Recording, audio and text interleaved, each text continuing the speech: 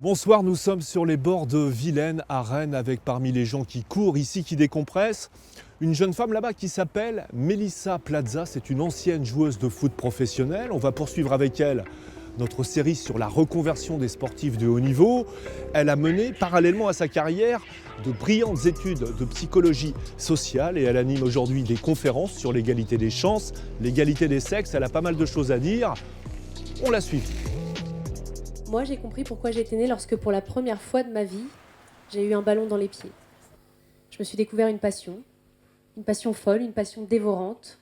Il n'y avait pas de raison sociale particulière, pas de papa à la maison à l'époque, pas de grand frère, puisque c'est moi l'aîné.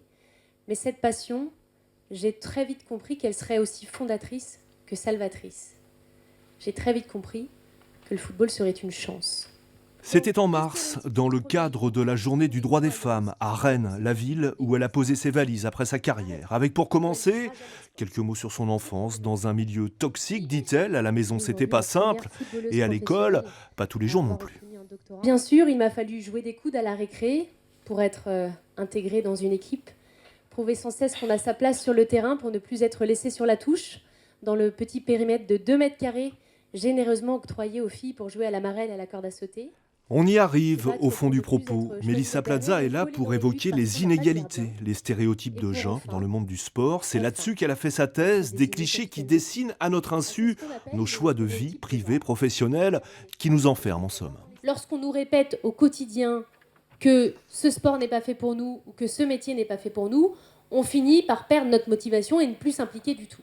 Et on risque du coup d'abdiquer soit le métier, soit le sport. Mélissa Plaza, on l'a compris, n'a jamais abdiqué. Elle est devenue footballeuse, son rêve d'enfant. Alors pas beaucoup d'images à se mettre sous la dent, les filles passent moins à la télé que les garçons. Début de carrière à La Roche-sur-Yon avant de grimper les paliers. Montpellier d'abord, l'Olympique lyonnais, le gros calibre du foot français ensuite. Plus tard ce sera Guingamp et Saint-Malo. Plus beau souvenir évidemment, l'équipe de France, première sélection avec les moins de 20 ans pour la Coupe du Monde au Chili en 2008. C'est une fierté d'avoir le coq sur le cœur, c'est une fierté d'être aligné dans le 11 qui chante la Marseillaise au départ. Ouais.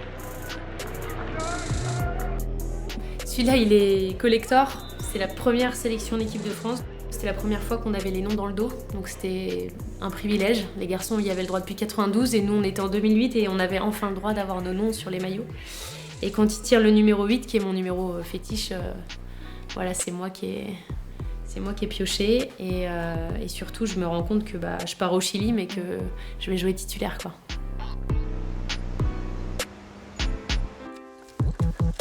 Mais la vie de footballeuse n'a pas toujours été un long fleuve tranquille. Des blessures qui abrègent la carrière, la précarité aussi, la face cachée du foot féminin, parce que tous les clubs n'ont pas les mêmes moyens que l'Olympique lyonnais.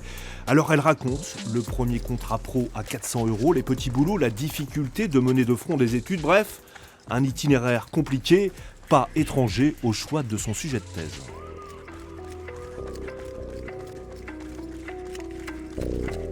J'étais l'écorchée vive, moi, dans le foot. J'étais la féministe, la râleuse, qu'on comprenait pas bien. On comprenait pas bien pourquoi j'étais en colère.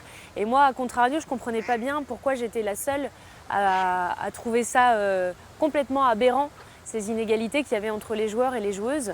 Et on avait beau me présenter des arguments, des pseudo-arguments biologiques, financiers, etc.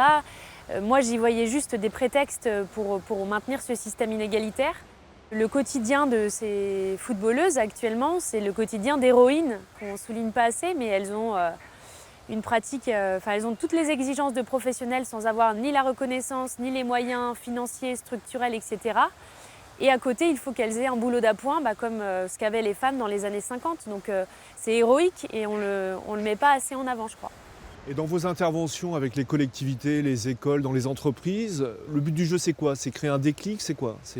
Oui, c'est essentiellement bouger les consciences. Moi, j'en vois plein des gens qui passent à côté de leur vie, qui marchent à côté de leur basket toute leur vie parce que ils font pas ce qu'ils auraient aimé faire, parce que oui, ils aiment bien leur métier, mais ils auraient préféré faire ça ou ils auraient préféré devenir ça, mais leurs parents n'ont pas voulu, la société pensait que c'était mal vu, etc. Et je trouve ça tellement dommage et ça génère tellement de frustration d'avoir des gens qui marchent à côté de leur pompe comme ça toute leur vie. Donc vraiment, le message, Et c'est pour ça que ce n'est pas qu'une question qui s'adresse aux femmes, c'est une question qui s'adresse à tout le monde, aux hommes comme aux femmes.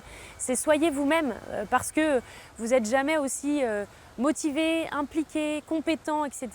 que quand vous faites quelque chose qui vous plaît.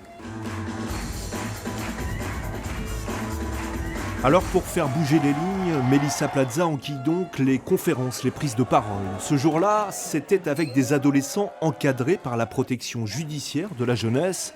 Elle aussi a transité par des familles d'accueil.